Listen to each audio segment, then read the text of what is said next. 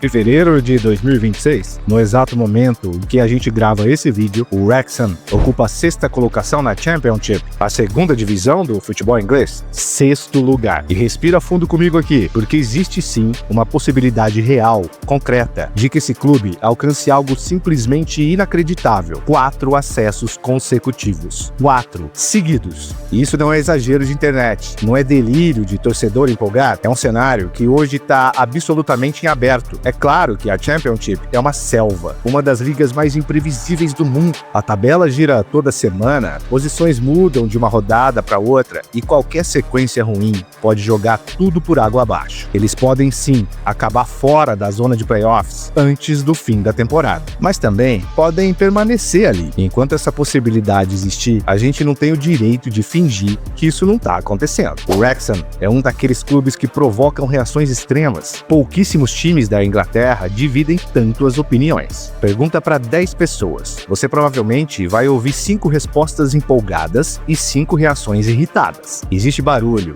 muito barulho, nas arquibancadas, nas redes sociais, nos programas esportivos, nos debates da imprensa. O nome Wrexham virou assunto constante e boa parte dessa resistência tem uma origem clara: a sensação de exposição excessiva. Muita gente acredita que a mídia tradicional fala do clube mais do que deveria, que existe uma super exposição. Esse é o meu 2º vídeo sobre o Wrexham e não é coincidência, porque ano após ano eles continuam fazendo algo que simplesmente não dá para ignorar. Primeiro estavam na League 2, a 4ª divisão, depois subiram para a League 1, a 3ª, e agora Championship. A trajetória é objetiva, é concreta, está ali, registrada na tabela. E a pergunta que começa a ecoar é inevitável: até onde isso pode ir? Aquela narrativa clássica do time que sai das sombras e escala o futebol inglês degrau por degrau ainda faz sentido? Ainda pode ser chamada de história improvável? Em que momento você para, olha para o que está acontecendo e admite: ok, isso é realmente impressionante? Porque também existe o outro lado da discussão. Há quem diga que lá atrás, na National League, a 5ª divisão, o caminho foi mais simples do que parece. Que o Wrexham tinha um orçamento muito superior aos dos adversários, que não era exatamente um conto de fadas, mas sim poder financeiro vestido de romantismo. E para ser justo, essa crítica não surge do nada. Paul Mullin, por exemplo, vinha de uma temporada absurda pelo Cambridge United, na League 2. 32 gols em um único campeonato. 32. E logo depois disso, decidiu descer uma divisão para assinar com o Wrexham, que ainda disputava a National League. Do ponto de vista puramente esportivo, não fazia sentido. E eu entendo perfeitamente quem olhou para aquilo e pensou: calma aí, tem algo diferente acontecendo. E não foi um caso isolado. Elliot Lee, peça central no meio-campo, saiu diretamente do Luton Town, um clube que estava na Championship, a 2ª divisão. Esses movimentos alimentaram o debate. Afinal, era superação genuína ou investimento estratégico muito acima da média? Essa é a discussão que acompanha o Wrexham desde o início dessa escalada. E talvez seja exatamente isso que torna essa história tão fascinante. Agora eu te pergunto, você vai acompanhar isso de fora ou vai estar aqui quando tudo explodir de vez? Se inscreve no canal e fica até o final do vídeo, porque quem sai antes sempre perde a melhor parte.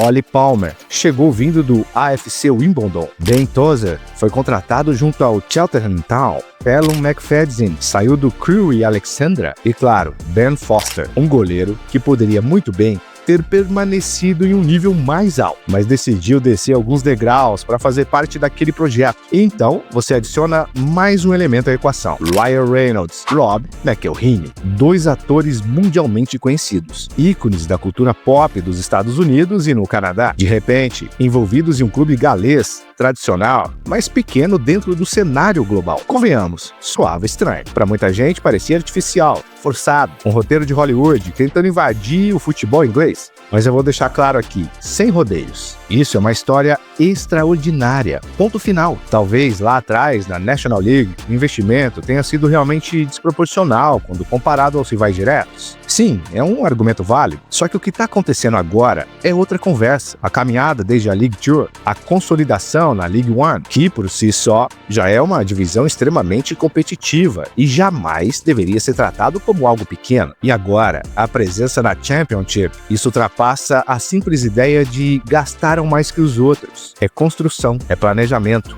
é execução. E antes de continuar, deixa eu abrir um parêntese rápido aqui. Se essa história já te pegou até aqui, faz aquele favor, silencioso ao algoritmo? Deixa o like e compartilha com aquele amigo que vive dizendo que isso é só hype. Vamos ver se ele continua achando isso depois desse vídeo. Fechado parêntese, vamos voltar, porque eu sei que muita gente ainda levanta outro ponto. Na League One, eles tinham o terceiro maior gasto salarial da divisão, atrás apenas do Birmingham e do Huddersfield Town. Correto. Isso é factual, mas aqui tá algo que precisa ser dito com todas as letras. Dinheiro, sozinho, não compra promoção, não compra sucesso automático. O futebol tá repleto de exemplos de clubes que investiram cifras absurdas e colheram fracasso. O caso mais emblemático, o Derby County. Em uma única campanha na Championship, o clube investiu algo entre 50 e 60 milhões de libras. 50 a 60 milhões. E terminou a temporada flertando perigosamente com a parte de baixo da tabela, longe do sonho do acesso. Então, onde exatamente o Wrexham se posiciona hoje, financeiramente,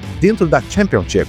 12º lugar em folha salarial, no meio da tabela. E antes que alguém diga, mas os donos são milionários, não é tão simples assim, porque o que está acontecendo não pode ser reduzido a cheques assinados por proprietários ricos. Existe algo mais profundo sendo construído ali. Os patrocínios são uma peça enorme dentro dessa engrenagem. Enorme. Existe um dado histórico que precisa ser colocado na mesa. Nenhum clube, em toda a história do futebol inglês, conseguiu sair da 4ª divisão e alcançar a elite com acessos consecutivos. Nunca aconteceu. E isso sem nem contabilizar a National League antes desse processo começar. 3 anos atrás, o Wrexham dividiu o mesmo nível do Maidstone United. Era esse o patamar. Hoje, estamos falando de um time que elimina o Nottingham Forest na FA Cup. Percebe o salto?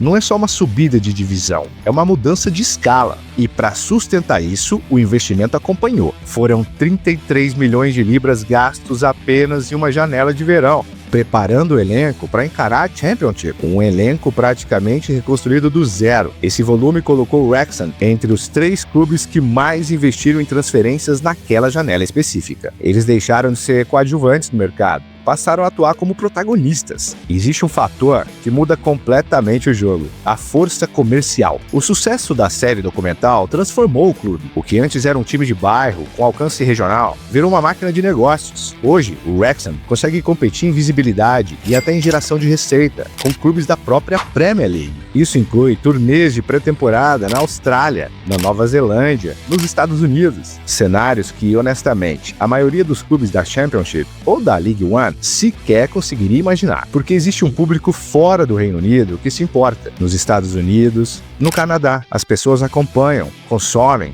torcem de verdade. A razão é simples: as pessoas se conectam com boas histórias, e essa narrativa específica toca em algo muito profundo, especialmente para o público americano. É a representação clássica do chamado sonho americano. Você começa do zero, do ponto mais baixo possível, e constrói passo a passo até chegar ao topo. Esse conceito está no DNA cultural dos Estados Unidos. É por isso que tantos americanos criaram uma conexão quase visceral com o Wrexham. Mas o outro lado dessa moeda também existe. Há quem esteja cansado de ouvir falar do clube, cansado da exposição constante, porque para alguns a história soa perfeita demais, roteirizada demais, como se alguém estivesse empurrando essa narrativa insistentemente. E eu consigo entender essa irritação, de verdade, porque talvez você olhe para o seu próprio clube, lutando silenciosamente, sem manchetes internacionais, sem documentários, sem holofotes, e pense: por que ninguém fala da gente? É uma pergunta legítima, mas talvez isso é difícil de aceitar. Talvez o seu clube simplesmente não esteja fazendo algo na mesma magnitude do que está sendo construído no Wrexham. E desde o meu primeiro vídeo, minha posição permanece a mesma. Eu prefiro uma história em que os donos demonstram de forma concreta que se importam com a comunidade. E a cidade de Wrexham mudou economicamente, mudou socialmente, mudou em autoestima. Há relatos de pessoas que tiveram suas vidas impactadas diretamente pelo que Ryan Reynolds e Rob McElhenney ajudaram a construir ali. E, independentemente do debate sobre dinheiro, mídia ou marketing, isso é algo que não pode ser ignorado. Eles transformaram vidas, e não é força de expressão. Gente que provavelmente nunca colocaria os pés no norte do país de Gales. Hoje, atravessa o oceano, sai dos Estados Unidos, do Brasil, do Japão, só para conhecer o Wrexham. O turismo na cidade disparou. Hotéis mais cheios, restaurantes movimentados, lojas vendendo mais. Os pequenos negócios locais estão prosperando como há muito tempo não prosperavam. Existe algo ainda mais intangível, mas perceptível. As pessoas estão mais felizes, porque o Wrexham, como todo clube profundamente enraizado em uma comunidade pequena, não é só um time de futebol. Ele é o coração da cidade, e esse coração continua batendo forte. Os torcedores seguem sendo a prioridade absoluta. Número 1. As decisões são tomadas pensando neles. A comunicação entre as torcidas organizadas, a diretoria e os proprietários não é fachada, é parte central da estrutura do clube. Agora me responde, como isso não pode ser visto como algo extraordinário? Principalmente numa época em que tantos clubes tradicionais foram arruinados por donos egoístas, irresponsáveis, movidos apenas por interesses próprios. Basta lembrar os Glazers, o Manchester United, um vídeo que já fizemos aqui no canal. Casos como o Reading, o Sheffield Wednesday, Portsmouth, o Burnley, o Derby County, o Bolton Wanderers, o Wigan Athletic, clubes históricos, comunidades apaixonadas e, em muitos momentos, administrações desastrosas. O simples fato de 2 proprietários terem revitalizado completamente um clube e, junto com ele, uma cidade inteira, deveria ser celebrado como uma vitória para o futebol, porque Rob e Ryan não falam apenas em sucesso esportivo imediato. O objetivo declarado é tornar o Wrexham financeiramente sustentável a longo prazo, e a construção da nova COP, a nova arquibancada do estádio Racecourse Ground, é peça-chave dessa visão. Não é só concreto e arquibancada, é planejamento estrutural. Eles querem deixar o clube organizado, estável, preparado, para que, quando chegar o momento de passar o bastão adiante, o Wrexham esteja sólido o suficiente para seguir em frente sem depender de salvadores. Aliás, uma pequena nota aqui. Adivinha, o Wrexham avançou para a 5ª rodada da FA Cup, depois de mais uma vitória no Racecourse Ground, dessa vez contra o Swansea City, e não foi jogo simples não. Enquanto isso, na liga, o time ocupa a 8ª posição, mas com um detalhe importante, tem um jogo a menos. Se vencer essa partida atrasada, pode ficar apenas 2 pontos do 5º colocado. Percebe como tudo parece grande demais para ser verdade? Parece roteiro, parece ficção, mas não é. Faz 5 anos desde que os novos proprietários assumiram o controle do clube. 5 anos. Eles compraram o Wrexham por 1 libra, simbólica, do trust de torcedores, com o compromisso de investir 2 milhões de libras em infraestrutura. 1 libra. Hoje, a avaliação estimada do clube gira em torno de 350 milhões de libras. É, uma pequena diferença, né? E tem mais um detalhe importante nessa história. Todo mundo que acompanha o futebol inglês sabe, a Championship é imprevisível. É caótica, é brutal. Ali, qualquer time pode vencer qualquer outro em qualquer rodada. O Coventry, por exemplo, começou o ano atropelando adversários, embalado, vencendo praticamente tudo, e pouco tempo depois começou a tropeçar. Essa montanha-russa é parte da identidade da liga, e dentro desse cenário instável, o Wrexham tem algo muito definido, uma forma de jogar com personalidade. Existe uma honestidade no estilo deles, um futebol físico, intenso, direto. Não é sofisticado demais, não tenta ser o que não é, é claro, é assumido. E o elenco? É composto por jogadores experientes nesse nível de competição. Mas o que mais me chama a atenção é outra coisa. O Wrexham tem sido muito competente em identificar atletas que estavam meio deslocados em clubes maiores. Jogadores que perderam espaço, confiança, sequência, e oferece a eles algo simples, mas poderoso. Um ambiente para se reencontrar, um lugar para respirar, para voltar a jogar futebol sem o peso esmagador das expectativas gigantescas. Quando eu olho para o elenco, eu vejo isso, vejo um grupo que encontrou propósito. Agora, vem a pergunta inevitável, a que todo mundo quer responder. O Wrexham está pronto para a Premier League? Imagina o roteiro, chegar aos playoffs, vencer a final, garantir o acesso, entraria direto para os livros de história do esporte. Mas se a gente for honesto, a resposta é não. Ainda não. Existe um modelo que faz muito mais sentido observar nesse momento. O Brentford, um clube que também construiu sua trajetória com paciência. Subiu divisões, sim, mas passou 2, 3 anos se consolidando na Championship. Fortaleceu a estrutura, montou um elenco equilibrado, organizou as finanças. E quando finalmente chegou à Premier League, chegou preparado, com base sólida, com jogadores prontos para competir, com um clube estruturado para sobreviver e não apenas participar. Talvez seja esse o próximo passo que o Wrexham ainda precise dar. E se a gente for olhar com frieza,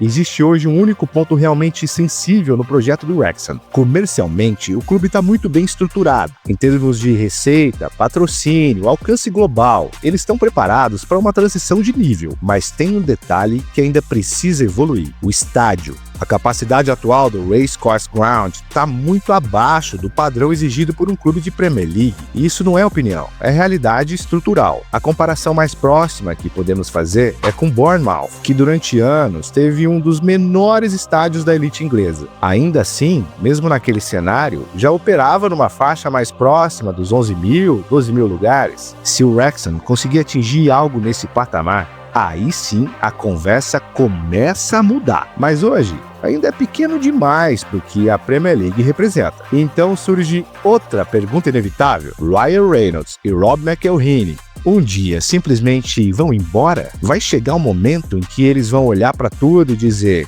cumprimos nossa missão, e seguir para o próximo projeto? A minha leitura é diferente. Eu não consigo enxergar um cenário em que eles cortem completamente os laços com o clube. Mesmo que no futuro decidam vender a maior parte das ações, eu acredito que manterão uma participação, ainda que simbólica, uma pequena porcentagem. E essa pequena fatia já seria suficiente para manter o clube extremamente atraente e valioso para qualquer investidor que apareça depois. Porque a reputação deles vai estar eternamente ligada ao Wrexham. A forma como essa eventual transição acontece vai impactar diretamente o legado que eles estão construindo. E legado, para duas figuras públicas desse tamanho, não é detalhe. Eles vão querer garantir que o clube permaneça em boas mãos, que a história continue sendo bem escrita. Por isso, sinceramente, eu não consigo imaginar um abandono total. Agora eu quero saber de você. O que você pensa sobre tudo isso? Porque, independentemente do ângulo que você escolha analisar, sempre parece existir mais um capítulo surpreendente nessa trajetória. Estamos falando de quinta rodada de FA Cup. Estamos falando de um clube que carrega no currículo aquela noite inesquecível de 1992, quando eliminou o Arsenal. Essa história parece não parar de se reinventar. E se você acha que essa história já estava maluca agora, você precisava ver quando tudo começou. No vídeo que está aparecendo aí na tela, eu conto o primeiro capítulo dessa jornada, quando muita gente ainda achava que isso tudo era só um delírio hollywoodiano.